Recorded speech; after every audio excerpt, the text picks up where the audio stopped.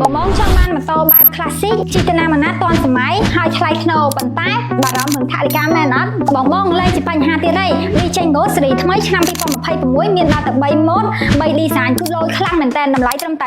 $2,300ដល់តែប៉ុណ្ណោះហើយថែមទាំង free ជូនកាដូកប់ទៀតផងជាដំបូងគេគឺ model Lichengo Cafe Racer Satin Fast Silver ដែលមានកម្លាំង 150cc មានតម្លៃត្រឹមតែ$2,000ដល់តែប៉ុណ្ណោះហើយមានការថែមជូនដូចជាផ្លាកលេខ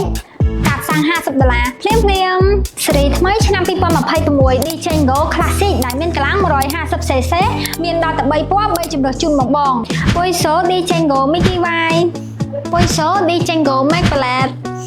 ហើយមួយនេះវិញគឺជា Poiso Lichengo Icy White បើនិយាយពីតម្លៃវិញគឺកាន់តែពិសេសយកមកបងតម្លៃត្រឹមតែ$3,000ស្ដើងតែប៉ុណ្ណោះមានការថែមជូនដូចជាផ្លាកលេខចំនួន1ការផ្លាស់ប្ដូរប្រេងម៉ាស៊ីនលើកដំបូងដោយឥតគិតថ្លៃ model នេះក៏ស៊េរីថ្មីហើយឆ្នាំ2026ដែរ Lichengo